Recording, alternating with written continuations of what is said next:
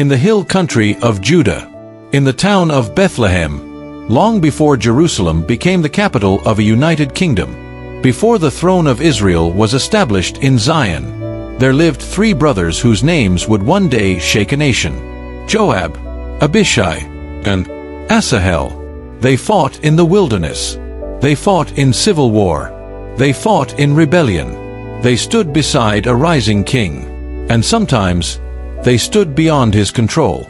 But the Bible does something remarkable. It does not introduce them primarily by their father's name, as was the custom in ancient Israel.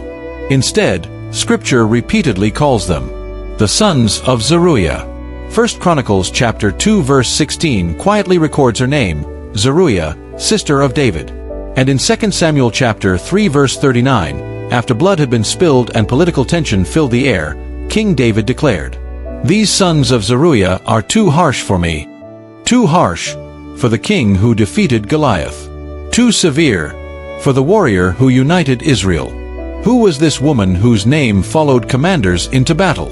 Why does Scripture preserve her identity so deliberately? And how did her sons become both the strength of David's kingdom and a source of anguish within it?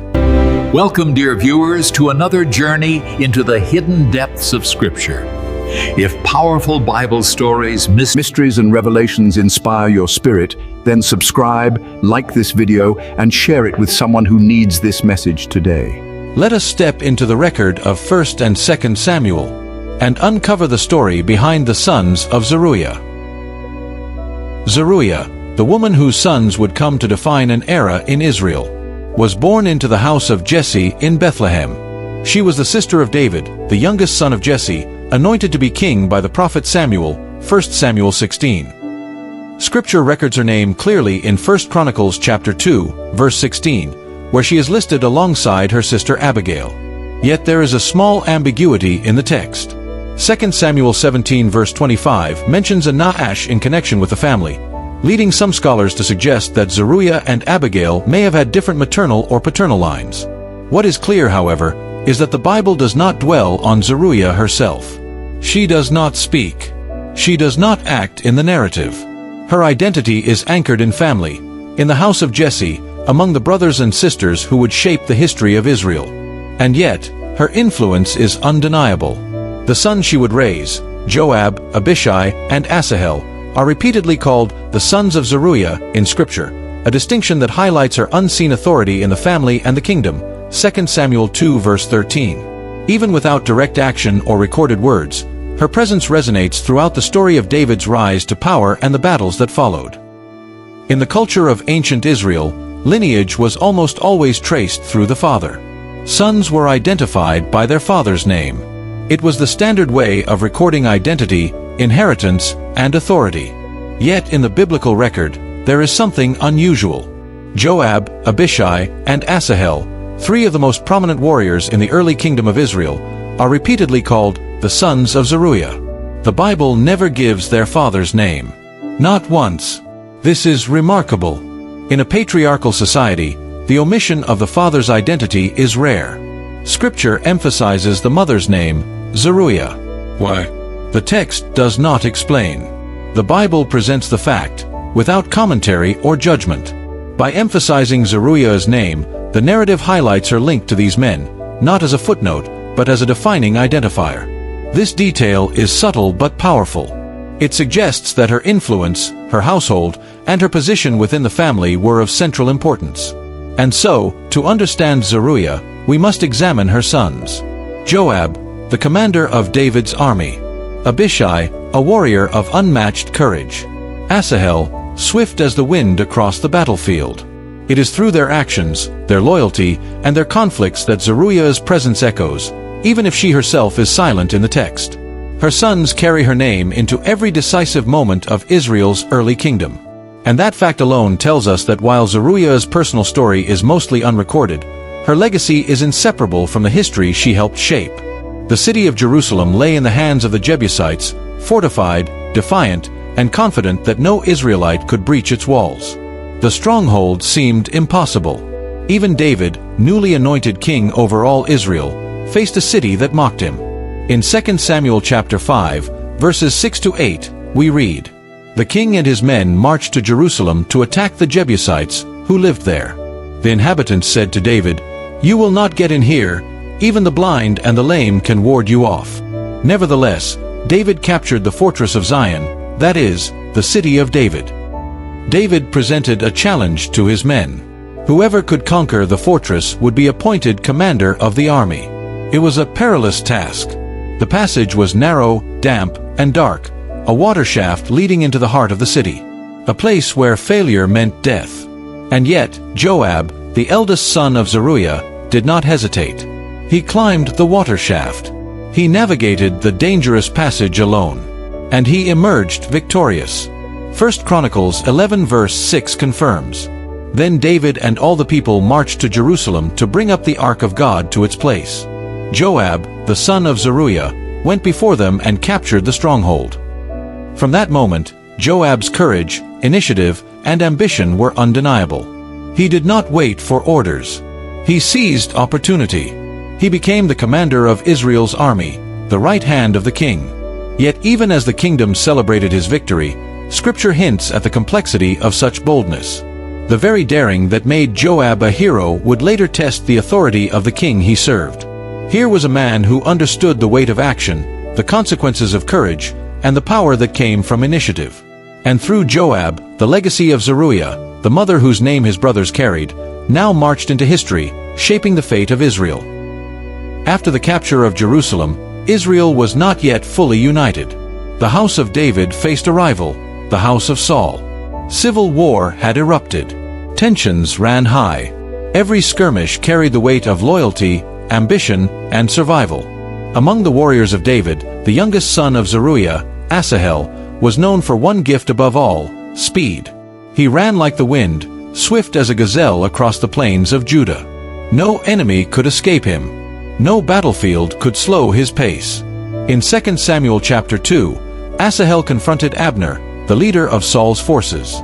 Asahel pursued him relentlessly. Abner, seeing the danger, warned him repeatedly, "Turn aside from following me. Why should I strike you down to the ground? How can I face your brother Joab?" 2 Samuel 2 verse 22. But Asahel did not turn. He pressed forward, confident in his speed, confident in his skill, confident in his courage. The confrontation reached its climax. Abner, acting in self-defense, struck Asahel with the tip of his spear. A single blow.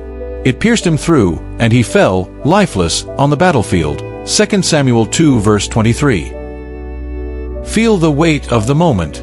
The youngest of Zeruiah's sons, so full of life, so swift, so fearless, was gone. The shock reverberated across the army of David. His brothers, Joab and Abishai, witnessed the death of their sibling. This was more than a casualty of war. It was the spark that would ignite vengeance. The Bible notes that Joab and Abishai were filled with fury, a rage that would shape their decisions for years to come. The tragedy of Asahel is not just his death. It is the seed it plants, the seed of blood debt, of loyalty intertwined with justice, of the weight of a mother's legacy carried forward through her sons. Even in silence, Zeruiah's influence echoes here. Her son's name, his courage, his fate, shaping the course of Israel's history. The civil war between the house of David and the house of Saul continued. Amid the tension, a surprising turn occurred. Abner, the very man who had struck down Asahel in battle, chose to defect to David's side. He sought reconciliation, offering loyalty and alliance to the king, 2 Samuel 3 verses 6 to 21. But for Joab, the eldest son of Zeruiah, the wounds of his brother's death were not so easily healed. He could not forget. He could not forgive. Hebron, the city where David had been anointed king, became the stage for what was to come. A city of refuge, sacred, a place meant to protect those who sought safety. Yet it was here, in the shadow of the walls meant to shelter, that vengeance would strike. Joab summoned Abner aside under the pretense of a private conversation. And there, at the gate of Hebron, he plunged a sword into Abner's body, 2 Samuel 3 verse 27. Cold, precise, final. The act sent shockwaves through the ranks. Abner, a man of influence, a commander of armies, had been killed not on the battlefield, but within the supposed sanctuary of a city of refuge. David, aware of the gravity of the act, responded publicly. He mourned. He tore his clothes, he wept before all Israel, and he declared his innocence.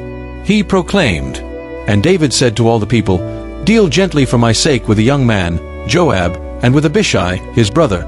For their father's sake, do not let their guilt fall on the heads of their servants." 2 Samuel 3 verse 30. And in the depth of his lament, he voiced a line that echoes through history. "These sons of Zeruiah are too harsh for me." 2 Samuel 3 verse 39. Too harsh, even for a king. This line is not just commentary on Joab and Abishai's actions. It is the emotional anchor of the story. It captures the tension between loyalty and authority, between family and kingdom, between the silent influence of a mother and the fiery actions of her sons. Through this single declaration, we see Zeruiah's legacy manifest.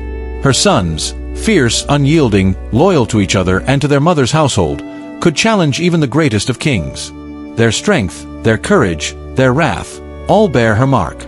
Hebron becomes a symbol, not only of political strategy, but of the weight of a mother's influence carried forward in the choices, the vengeance, and the unrelenting action of her sons. Among the sons of Zeruiah, Abishai stands out as a figure of unwavering loyalty and dangerous courage. In the wilderness of Ziph, during the pursuit of King Saul, Abishai saw an opportunity. He could have struck the king down while he slept. 1 Samuel chapter 26 tells us, "Then Abishai said to David, Today God has delivered your enemy into your hands. Let me pin him to the ground with one thrust of my spear. I will not strike him twice." But David said to Abishai, "Do not destroy him, for who can put out his hand against the Lord's anointed and be guiltless?"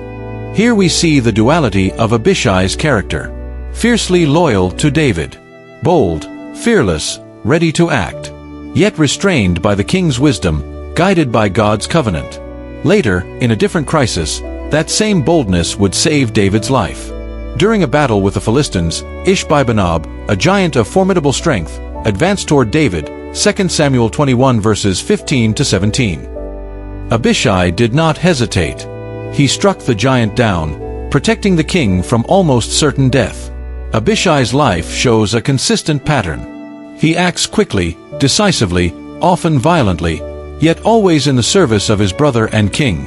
And when we step back to look at the three sons of Zeruiah, Joab, Abishai, and Asahel, a pattern emerges. Bold, fearless, intense. A mother's legacy written in the courage and fire of her sons.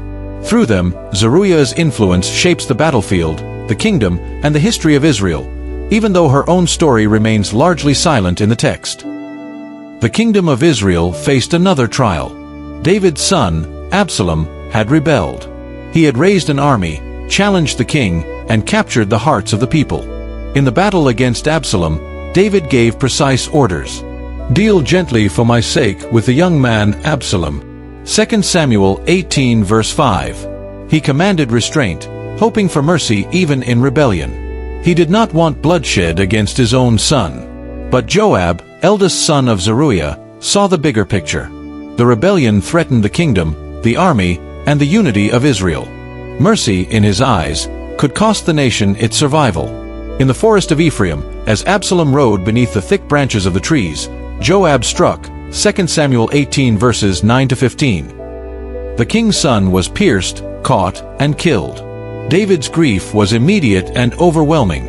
"Oh, my son Absalom! My son Absalom! If only I had died instead of you!" 2 Samuel 18 verse 33. The king wept openly, mourning the loss of a son, even as his army celebrated the end of rebellion. Joab confronted David directly afterward. He rebuked the king sharply, reminding him of the responsibilities of leadership. "You love those who hate you and hate those who love you. You have made it clear that the commanders and soldiers who protect you mean nothing to you." 2 Samuel 19 verses 5 to 6. Here is the tension of Zeruiah's sons made manifest. Joab's loyalty was absolute, his courage undeniable, but his methods harsh. He acted without hesitation, prioritizing the stability of the kingdom over the personal grief of the king. Power without restraint. Authority without compromise. The sons of Zeruiah were now not only warriors, They were enforcers of destiny, shaping Israel's history with hands both loyal and lethal. And through all of it, the mark of Zeruiah remains. Her sons carry her strength, her decisiveness, her fierce protection of the household into every battlefield, every political conflict, and every agonizing moment of David's reign. Years passed, and the kingdom transitioned. David, old and nearing the end of his reign, knew the weight of unpunished deeds could linger like a shadow over the throne. In 1 Kings chapter 2, David gave his final instructions to his son Solomon. "Do not let his gray head go down to Sheol in peace, but pay him back for his deeds, and shed his blood upon the grave of his fathers." 1 Kings 2 verses 5 to 6. Joab, the son of Zeruiah, the commander of Israel's armies, had been loyal, fierce, and relentless. He had protected David. He had enforced justice, sometimes violently. He had shaped the kingdom with courage, but also with blood. Solomon, now king, obeyed his father's instructions. Joab fled to the tent of the tabernacle, seeking refuge at the altar, a place meant for sanctuary, meant for mercy. But justice could not be delayed forever. The king's command was carried out. Joab was executed there, at the altar, 1 Kings 2 verses 28 to 34. Justice, delayed by loyalty, strategy, and circumstance, was finally served. A man who had held life and death in his hands now faced the inevitability of the law. Even the fiercest warrior, the eldest son of Zeruiah, could not escape the consequences of his actions. And so ends the life of Joab, loyal to a fault, courageous beyond measure, but ultimately a cautionary figure. Power without restraint carries its own price. Even heroes, shaped by a mother's strength, must answer to history. And yet, what of Zeruiah herself? The Bible tells us almost nothing. Not a word of her death. Not a recorded speech. Not even her reaction to the storms her sons unleashed. And still, her presence is undeniable. Her name is written across the pages of Israel's history through the deeds of her sons. The conquest of Jerusalem, where Joab's courage claimed the city, 2 Samuel 5 verses 6 to 8. The civil war against Saul's house, where Asahel fell and Abner's defection reshaped the kingdom, 2 Samuel 2 to 3. The Absalom rebellion, where Joab and Abishai enforced loyalty at terrible personal cost, 2 Samuel 18 to 19. The early stability of Solomon's reign, where Joab's fall ensured order and justice, 1 Kings 2 verses 28 to 34. Every decisive battle. Every moment of fierce loyalty and unyielding courage. Every act that shaped the fate of Israel carries her mark. Zeruiah may never speak in the text. She may never wield a sword herself. But her influence, silent yet unyielding, flows through the blood, the decisions, and the power of her sons. In her silence, the story reminds us, true strength is not always loud. Sometimes it lives in the roots, in what is nurtured, what is raised, and what endures long after the world forgets the name. Zeruiah never wore a crown. She never commanded an army. She never spoke a word recorded in Scripture. And yet, kings struggled with the strength of the men she raised. Joab, Abishai, Asahel, bold, fearless, unrelenting, carried her influence into every battle, every rebellion, every decisive moment of Israel's history. Her power was silent, her legacy invisible, but it was undeniable. Influence is not always loud. Legacy is not always visible. And sometimes, the strongest force in a kingdom is the one history barely mentions. Reflect on this. Consider the quiet strength that shapes the world around you. If Zeruiah's story moved you, share it with someone who loves the hidden heroes of the Bible. Subscribe to the channel to uncover more stories where faith, courage, and legacy meet. Like, share, and join us on this journey through Scripture's most remarkable, yet often overlooked, figures.